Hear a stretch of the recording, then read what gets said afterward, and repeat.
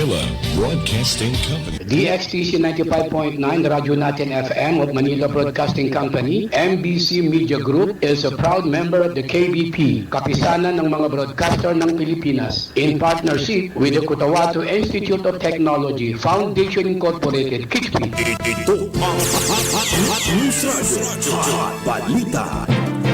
Itama po ang inyong mga oras sa buong kapuluan na alas 7 ng umaga. Ito ang News Radio Balita.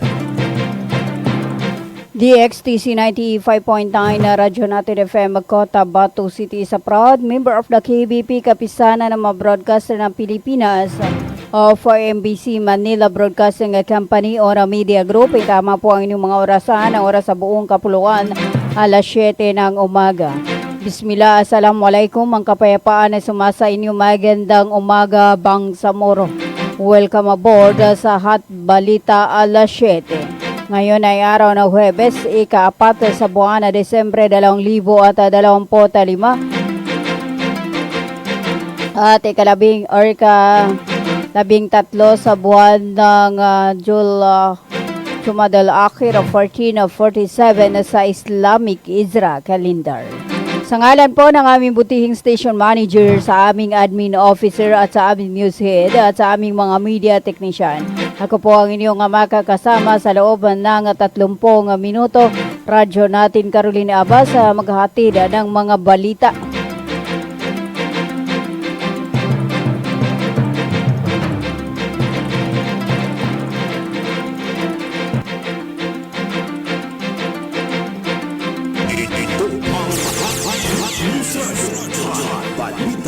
Isang minuto makalipas ang alas 7 ng umaga at ang ating hot balita ay atid sa inyo ng Cotabato Institute of Technology Foundation Incorporated at ng Al Rais Coca-Cola Ventures Corporation sa pamahala ni Manager Abidin Ali at ng Green Pharmacy. Para sa mga preskong gamot, hanapin lamang ang Green Pharmacy na makikita sa tapat lamang ng People's Palace, Sinsuat Avenue, Cotabato City. 2 minuto makalipas ang alas 7 ng umaga. At bago po sa ating mga balita, alamin muna natin ang lagay ng panahon ngayong araw ng Huwebes.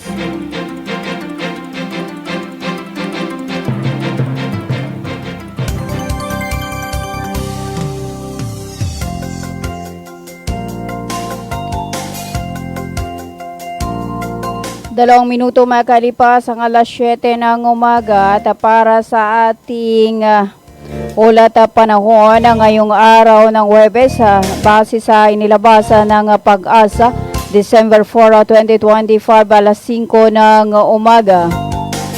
Ang localized thunderstorm ay nakakaapekto sa Mindanao. Ang rehiyon ng Bangsamoro Autonomous Region in Muslim Mindanao ay makakaranas sa maulap hanggang sa maulap na kalangitan na may pulo-pulo na pag-ulan na kidlat at kulog dulot ng localized thunderstorm. Posible naman ito nga magdulot ng pagbaha o pagguho ng lupa kapag patuloy ang buhos ng ulan o may severe thunderstorm. Ang hangin ay nasa mahina hanggang sa katamtaman na nagmumula sa hilagang silangang hanggang hilagang kanluran na direksyon at ang alon sa mga baybaying dagat ay mahina hanggang sa katamtaman. Ang temperatura ay nasa pagitan ng 32.0 or 32.6 degrees Celsius hanggang 23.0 degrees Celsius. Sumikat ang araw alas 5:41 ng umaga at lolobog alas 5:25 ng hapon. At yan ang ating ulat panahon na mula sa DOST Pag-asa Cotabato. At ang ating ulat panahon ay inihatid sa inyo ng MOST BARM.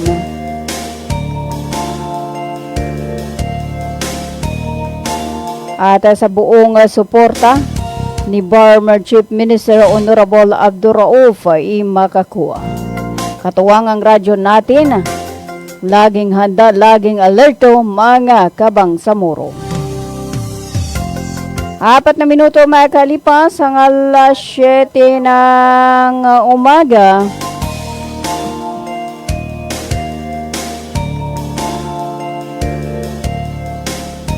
Ito ang Hot News Radio. Hot Balita. At para sa ating unang balita, nagsagawa ng libreng serbisyo ang Bangsamoro Human Rights Commission sa City Mall, Cotabato City kahapon. Pinangunahan ito ni na Attorney Aladdin Isatamama at BHRC Chairperson Attorney Abdul Rashid Pikali, magkasama ang Integrated Bar of the Philippines sa Cotabato Chapter. Nagbigay sila ng legal, medical at iba pang serbisyo sa publiko at dumalo rin ang iba't ibang ahensya tulad ng PSA, MOLE, PhilHealth at PLDT. Layo ng aktibidad ng palakasin ng ugnayan sa komunidad at tugunan ang pangangailangan ng publiko. Ayon pa kay BHRC Chairperson Kalim, patuloy ang komisyon sa pagpapatupad ng mga programang tutugon sa pangangailangan ng mamayan. Suportado ito ng IBP Cotabato Chapters. Ayon pa kay Attorney Bay Pangandungan G. Dilanggalan.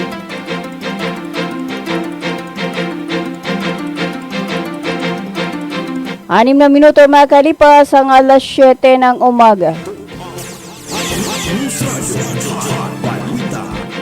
Para sa iba pa nating mga balita, tinalakay ng Commission or tinalakay ng Subcommittee C ng Committee on Finance, Budget and Management ang 71 milyong budget ng Development Academy of the Bangsamoro o DAB para sa 2026. Ito ay para sa mga programa ng DAB tulad ng training, research at capacity building sa BARM. Ayon pa kay DAB Executive Director Nasruddin Yusuf, ilalaan ito sa pagsasanay ng mga opisyal at empleyado ng Bangsamoro Government.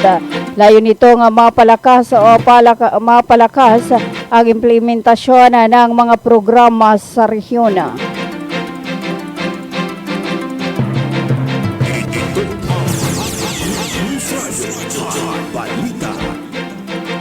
Pitong minuto makalipas ang alas 7 ng umaga. Para sa iba pa nating mga balita, idiniin ng Bangsamoro Transition Authority or BTE Parliament na pangunahing prioridad nila ang pagpasa ng districting bill at propose 2025 budget bago matapos ang taon. Sinabi ito ni Deputy Speaker MP Attorney Nabil Tan sa isang press conference kasama sina MP Attorney John Anthony Lim at MP Attorney Jose Lorena. Kumpiyansa si MP Tan na may papasa ngayong Desembre ang districting bill na magiging batayan ng unang regional parliamentary election sa March 2026. Ayon kay Majority Leader sa Lim, nakahanda ang BTE na ipasa ang mga kinakailangang provision para sa maayos na halalan.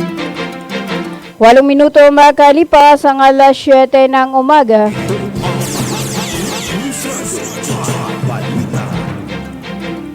Para sa iba pa nating mga balita, nagsagawa ng inspeksyon ng Commission on Audit sa mga bagong kagamitan ng pamahalaan na panlalawigan sa Maguindanao del Sur noong ika-2 sa buwan na Desembre taong kasalukuyan. Pinangunahan ni State Auditor 4 Sinsuat P.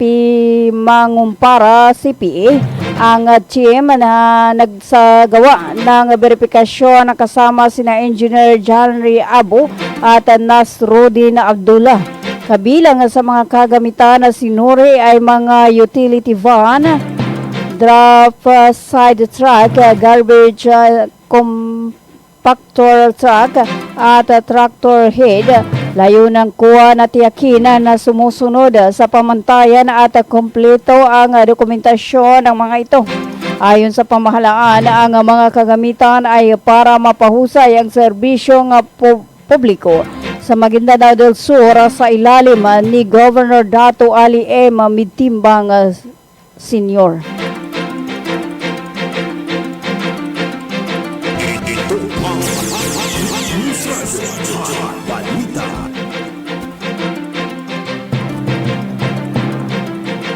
Siyam na minuto makalipas ang alas 7 ng umaga.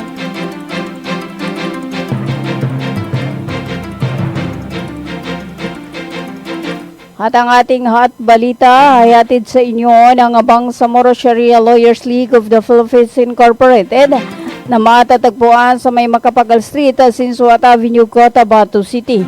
At ng Search Watch Service Center para sa repair ng inyong mga relo, analog man o mapa-digital, bisitahin lamang ang Search Watch Service Center na matatagpuan sa Don Roman Velo Street, Cotabato City. 10 minuto makalipas ang alas 7 ng umaga. Ito ang News Radyo Hot Balita. Para sa iba pa nating mga balita, buong pusong nakikiisa ang buong hanay ng MSSD sa pagdiriwang ng pandaigdigang araw ng mga persona with disabilities. Higit pa sa pagbati, ito ay pag-renew ng commitment ng ahensya ang patuloy na pagtiyak na ang mga karapatan ay naibibigay, ang kapakanan ay sinasaalang-alang at ang dignidad ay lubos na nerespeto. Sa ilalim ng Order of Person and Persons with Disabilities program, patuloy ang MSSD na tumutugon sa pangunahing pangangailangan, lalo na ang mga kabilang sa indigent, vulnerable at marginalized na sektora. Kabilang sa mga intervensyon ng OPPWD program ang pagbibigay ng assistive devices, referral services, financial assistance sa ilalim ng kalinga para sa may kapansanan na program, suportado sa kabuhayan sa ilalim ng Bangsamoro Sagip Kabuhayan na program, at medical assistance sa ilalim naman ng Bangsamoro Critical Assistance for Indigent and Response to Emergency Situation or BCARE sa programa. Bahagi rin ng serbisyo ng MSSD ang Center for Persona with Disability, isang pasilidad na nakatuon sa pagsasanay at pagpapalakas ng kakayahan. Layunin na ahensya ay maging produktibo at may tiwala sa sarili. Aktibo rin ang ahensya na nakikipag-ugnayan sa iba't ibang institusyon para sa physical rehabilitation at iba pang pangangailangan. Palawakin at paunlarin ang mga programa at serbisyo upang matulungan ang kanilang productivity. Mapalawak ang kanilang makabuluhang partisipasyon sa lipunan at masiguro ang kanilang buhay na may ganap na dignidad. Ito ang News Radyo Hot Balita.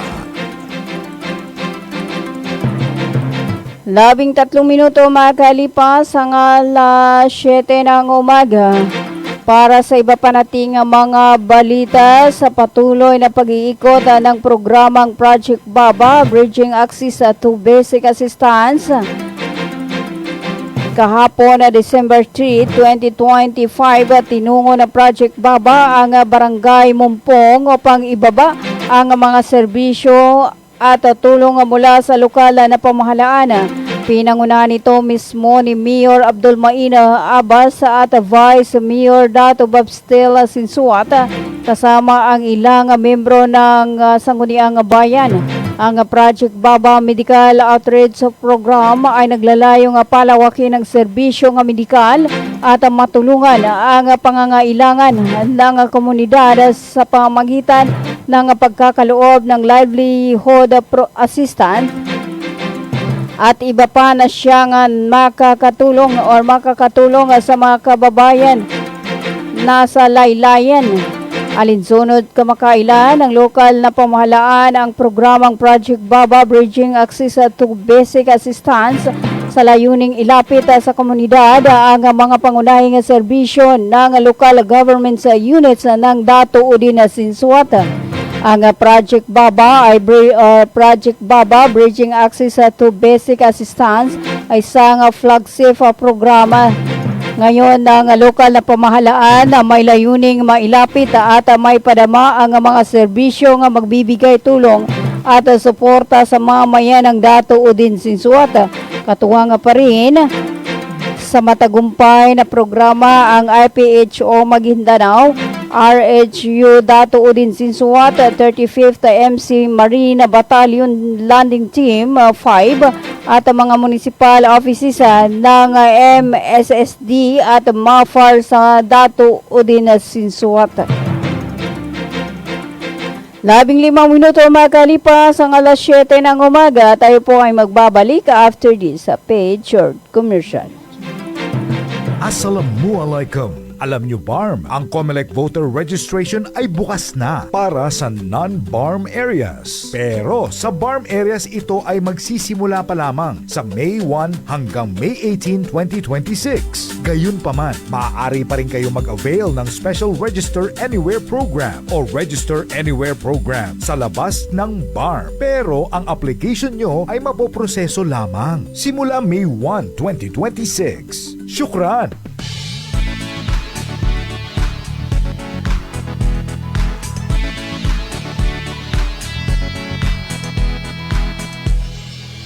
Hanap mo ba'y iba't ibang appliances? Lahat yan dito ating abot kaya. Huge discounts and great services. Posible sa Imperial Appliance Plaza. Ilang katuig, nagahatag og serbisyo. Imperial Appliance Plaza, masaligan nyo. Imperial Appliance Plaza, home of quality appliances. Imperial Appliance Plaza, di kalidad na magkaya pa. Efficient delivery and services, ang number one suki ng bahayan.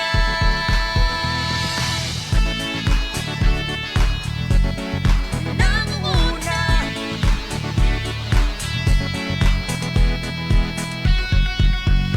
Imperial Appliance Plaza, home of quality appliances. Imperial Appliance Plaza, di kalidad na kaya pa. Efficient delivery and services, ang number one suki ng bahayan. Nanguna,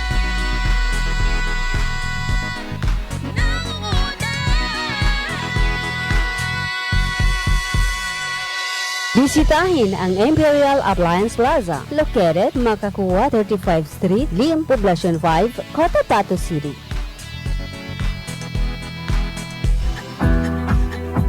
Inihahandog ng Ministry of Labor and Employment, BARMM, sa pamamagitan ng Bureau of Employment, Promotion and Welfare.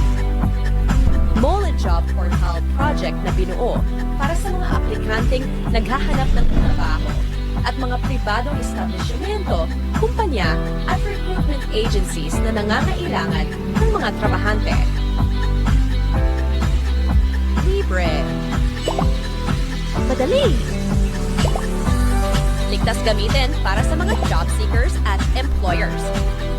Narito ang iilan sa features at function ng online platform system na ito.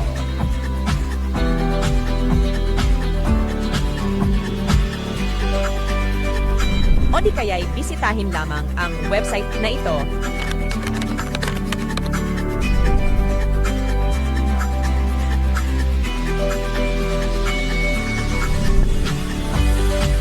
O maaari din i-scan ang QR code sa larawan.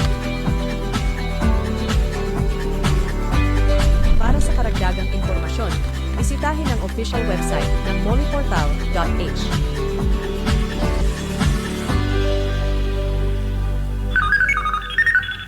Emerging technology through innovative marketing. Almia Digital Marketing Services. Your one-stop store of IT products and printing consumables and after-sales service. Available are printer, laptops, PC desktop, computer parts, and accessories. Vending machine, laminator, binding machine, tuner powder, tuner cartridge, drum kit, refill ink, eco solvent ink, pigment ink, sublimation ink, laminating film, photo paper, office and school supplies. Almia Digital Marketing Services, Cotabato City Branch, located along National Highway, Rosary Heights 1, Sinsuat Avenue, in front of Colan School, Cotabato City. Almia Digital Marketing Services, Sarip Aguac Branch, National Highway, Poblacion Sarip Aguac, Maguindanao del Sur. For your inquiries, you may text or call at cell phone number 0935-921-2261 or visit its Facebook page, Almia Computer Works. What are you waiting for? Grab yours!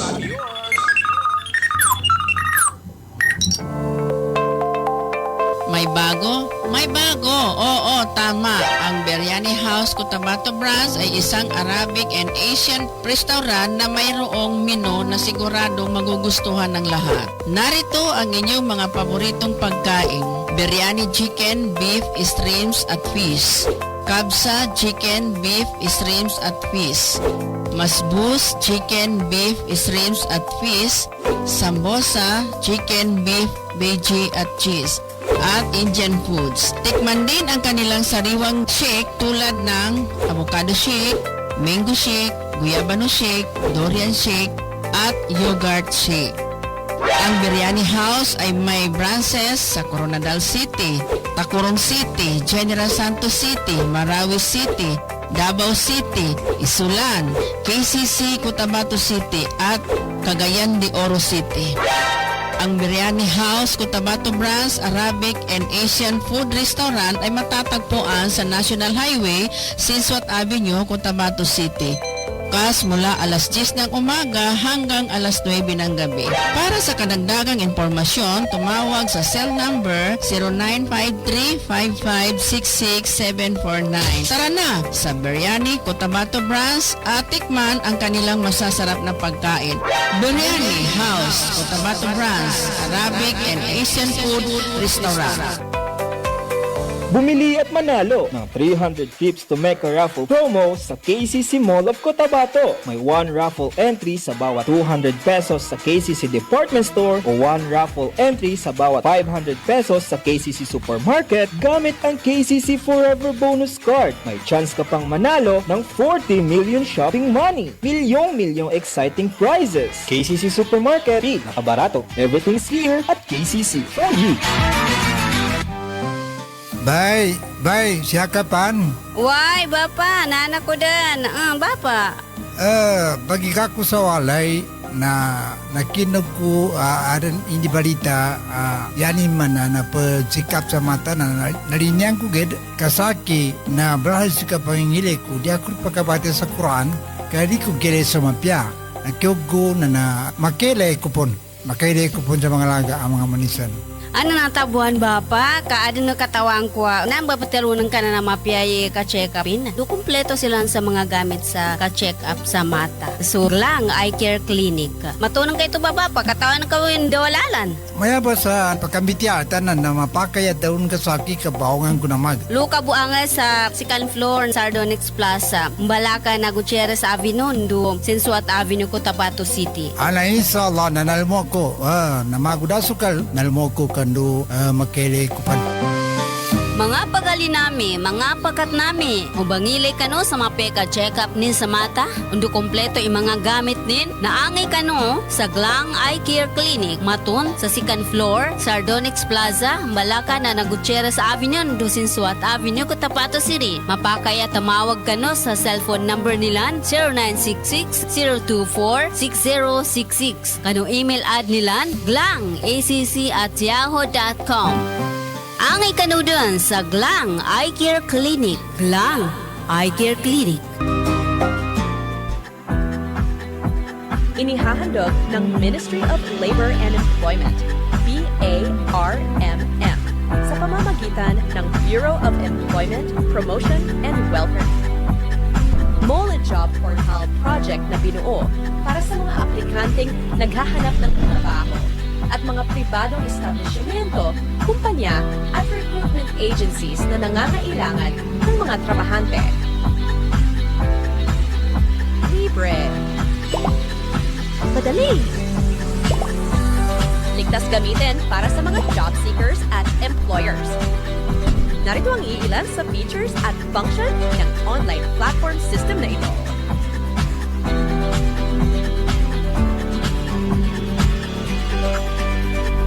O di kaya'y bisitahin lamang ang website na ito.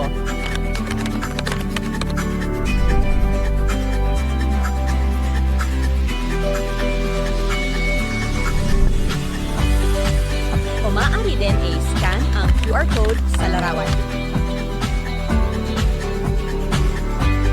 Para sa karagdagang impormasyon, bisitahin ang official website ng moleportal.h.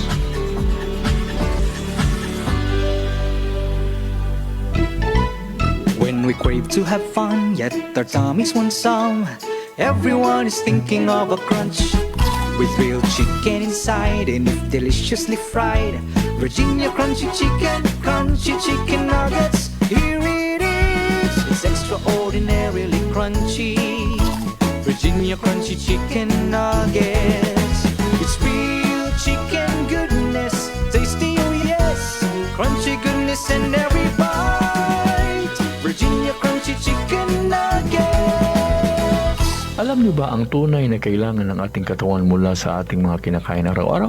Nutrients ang tunay na kailangan ng ating katawan mula sa pagkain. Kung ang pagkain ay sagana sa nutrients, nakakatulong ito upang maging malusog ang mga cells ng ating katawan at maging malakas ang ating mga organs kagaya ng puso.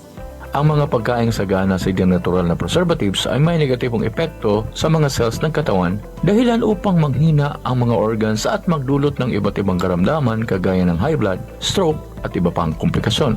Alamin kung paano mapangalagaan ang ating katawan sa pamamagitan ng natural na pamamaraan mula sa kilalang natural medicine doctor na si Doc Atoy Arboleda upang magkaroon ng oportunidad sa libreng konsultasyon at nutritional guidelines. Para sa makaragdagang informasyon, mag-text o tumawag lamang sa mga sumusunod. Hulma Ibra with cellphone number 0906-134-6056, Barangay Corintim, Dato Odin, Sinsuat, Maguindanao. Kulot Mandang Saligan with cellphone number 0926-424-4505, Barangay Poblacion, Dato Odin, Sinsuat, Maguindanao. Bulawan Buesa Kilam with cellphone number 0955-522-6772, Barangay Binolin, Dato Odin, Sinsuat, Maguindanao.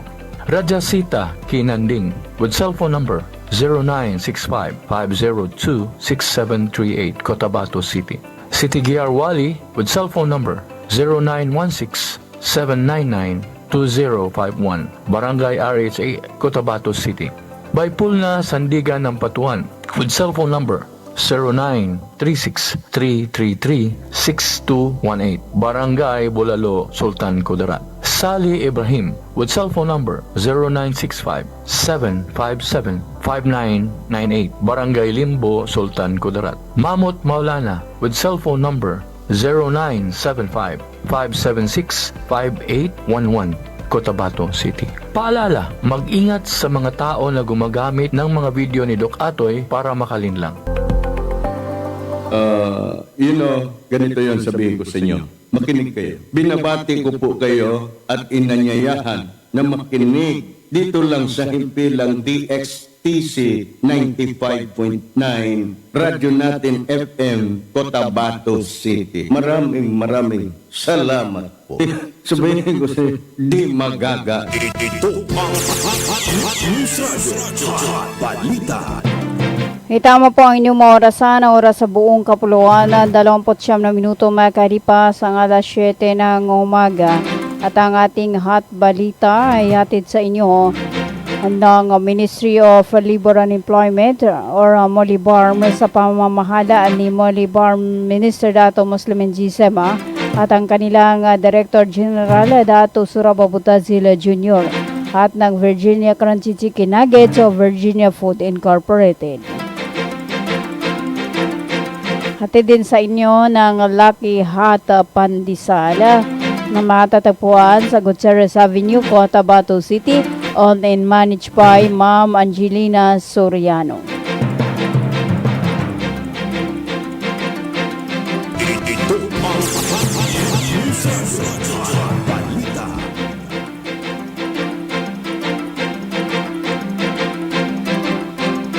Tatlong minuto makalipas ang alas 7 ng umaga. Para sa ating panghuling balita, hindi nakaligtas sa mga tauhan ng Philippine National Police or PNP ang mga tangkang pagpupuslitan ng imported na sigarilyo na higit 21 milyon ang halaga sa Zamboanga City noong araw ng linggo ng umaga. Dakong alas 9 ng umaga nang isagawa ang operasyon ng pinagsanib na puwersa ng R2 RSOW led unit, PNP, CID, MUSIO, RMU9, HPG, CIDG, S2MBLT1 at Bureau of Costume Support Area, Zamboanga City. Nasamsam sa isang puting 6-wheeler wing van nasa 300 master cases ng assorted cigarettes na pinaniniwala ang ipinuslit sa lungsod. Tinakip ang van driver na pa-42 taong gulang na taga-barangay San Jose, Kawakawa, habang ang mga nakumpiskang item at sasakyan ay dinala sa CIDMU SIU para sa wastong dokumentasyon at paghahanda ng mga kaukulang kaso. Isinagawa ang operasyon alinsunod sa interim guidelines on anti-agricultural economic sabotage kung saan nakatuwang ng PNP ang RMU9 sa inventory, dokumentasyon at koordinasyon sa National Tobacco Administration at Bureau of Internal Revenue.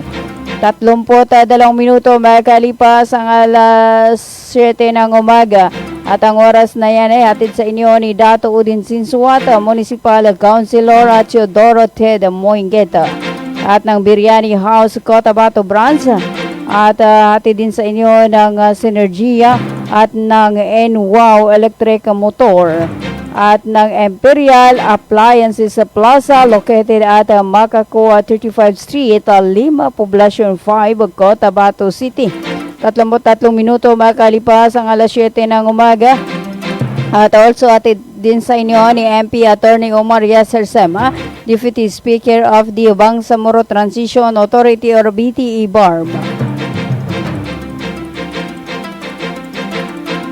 33 minuto makalipas ang alas 7 ng umaga. Yan na po ang kabuuan ng ating hot balita alas 7. Ngayon ay araw ng Huwebes, ika-4 sa buwan ng Desembre 2025 at ika-13 sa buwan ng Jumadal Akhir 1447 sa Islamic Hijra Calendar. Sa ngalan po ng aming butihing station manager, sa aming admin officer at sa aming news head at sa aming mga media technician, ako po ang inyong anak kasama, Radyo Natin Carolina Abbas. Hanggang sa muli sa ganito ring oras at timpila, 95.9 na Radyo Natin FM Cotabato City. Tuloy-tuloy sa pagbabalita, tuloy-tuloy sa serbisyo, sama-sama tayo Pilipino at sama-sama tayo Bangsamoro. 34 na minuto makalipas ang alas 7 ng umaga. Magandang umaga, Central Mindanao.